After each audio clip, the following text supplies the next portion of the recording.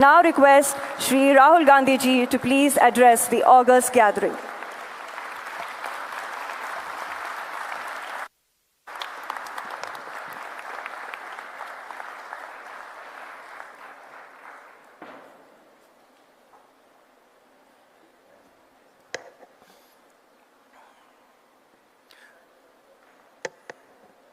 I'd like to welcome all the delegates from different countries who have come here for the summit. I'd also like to begin by thanking you for standing in solidarity with us against what happened in Kashmir a few days ago. I apologize. I was supposed to be here yesterday, but I was forced to cancel my visit here yesterday because I had to go to Kashmir and meet some of the injured people. I'd also like to thank Revant Reddy ji and the Telangana government for hosting this wonderful summit.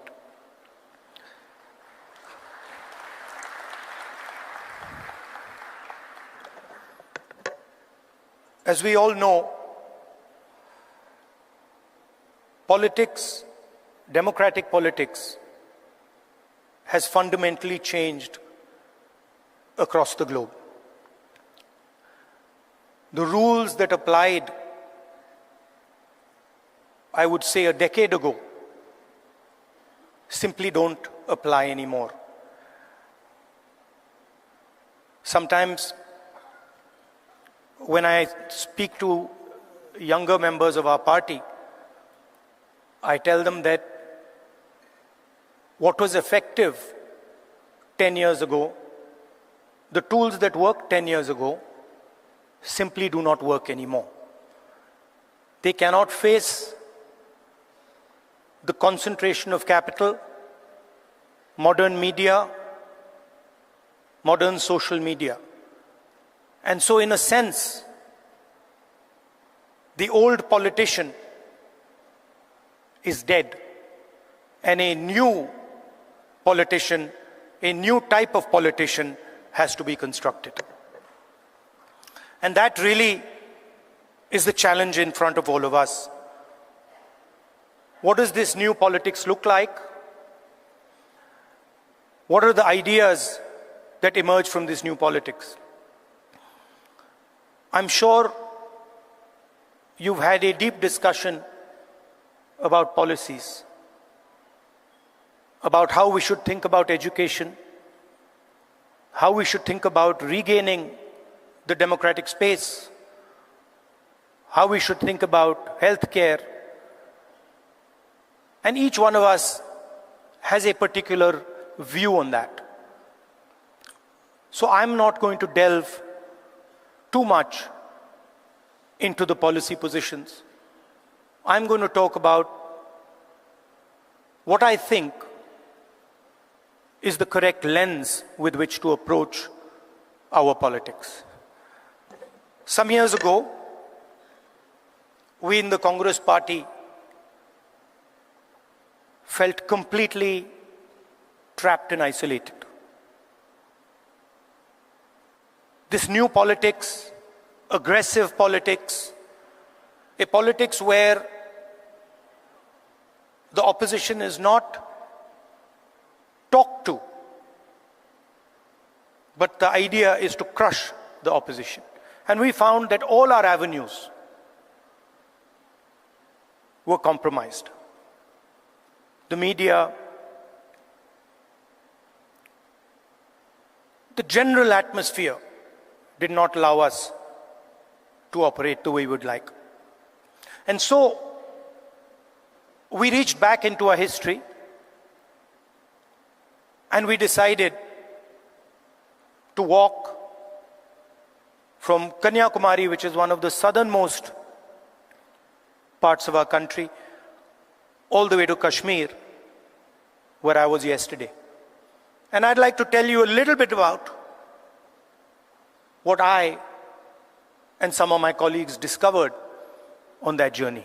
It's not a small walk, 4,000 kilometers. And I don't think we understood quite what we had taken on when we began it. But once we began, there was no way backwards. So we just carried on walking right to the end. And I essentially learned two things from that walk. Our opposition across the world has a monopoly on anger, fear, and hatred. And there's no way that we are ever going to be able to compete with them on anger, fear, and hatred. They are going to outdo us, outmaneuver us, and beat us every single time when it comes to fear, anger, and hatred. So the question is, where and how do we operate? Where are the spaces where we have the advantage? Where are the spaces from which we can build a counter narrative? So the walk started in Kanyakumari, and slowly as it progressed, more and more people started to join this walk. And within 10-15 days, walk would start at 6 in the morning, and we would have thousands and thousands and thousands of people walking with us, pushing us, people trying to come in. And it was something to see. My job was walking and listening to people. And the one rule we had was that anybody, regardless of who he is, who she is, should be able to come to the center of where we were walking and have a conversation with me or the other leaders there. And so we followed this rule rigorously. As we walked, we talked and walked and talked and walked. I suddenly found that it became harder and harder to speak. As politicians, we are trained to do this. We are trained to come on stage and talk. We are trained to tell people what we think. We are trained to think about the future. But while I was walking, the number of people who were coming to me made that impossible. And so, I started to listen. And I realized, halfway through that walk, I realized that actually, I had never ever listened before. And in fact, I didn't know how to listen. I knew how to speak, I knew how to think, but I didn't actually know how to listen to people. What do I mean by that? Whenever somebody was speaking to me, I would have a conversation going on in my mind. I would be listening, and at the same time, I would be talking. Relatively quickly into the yatra, the talking completely stopped. And all I was doing was listening to the people who were coming next to me. And I discovered that there is a completely different way of communicating with people, a much more powerful way of communicating. And that way involves me or us becoming completely silent and listening deeply to exactly what it is they're trying to say. I'll give you an example. The one that really struck me. We were walking. It was early morning, it was still dark. And this woman came running towards me, and she held my hand. And the moment she held my hand, I felt fear in her hand. I didn't say anything. And I asked her, "What's happened?" And then she started. And she said to me, I've come here to walk, but I have to go back. I have to go back quickly. I said, why? She said, because my husband is beating me. My husband is thrashing me, and I have come here to this yatra. And then I said to her, I said, what do you want me to do? And she looked at me, she says, I don't want you to do anything. I just want you to know that this is happening to me. And the moment she said that, her hand completely relaxed. And I realized that it was as important for her to be heard, for me to understand and us to understand exactly what it was that she was going through. That was as important as any action we could take. And in 1 second, she transmitted to me what millions and millions of women go through in their homes. So our opposition really does not know how to listen, because they already have all the answers. They know exactly what is supposed to be done. And this is completely flawed, because it is the people who know what has to be done. And if there is one thing that we have failed at with all the social media and all the modern communication methods, it is that we have, as politicians, failed to deeply listen to what our people are trying to tell us. And this is the space where we can really operate, because our opponents have completely vacated this space. They're not there. They don't exist there. The second thing I learned, even more powerful than listening properly, on the yatra, it suddenly struck me, something struck me, that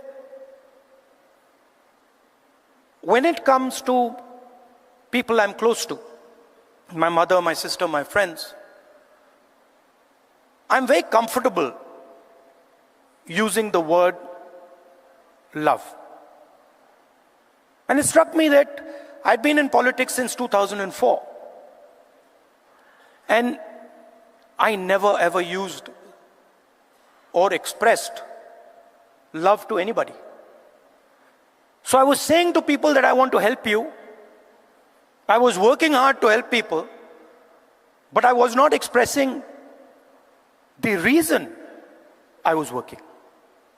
And so on the yatra, I started to do so. Little girl came up to me running, and she said, "Uncle, I love you." And I was like, that's interesting. Why have I never said this before? Why have I never used this narrative that is the central narrative and the reason for what I do? And so I started. I would listen, and then I would use the frame of love and affection, and I would tell people that, you know, I love you very much.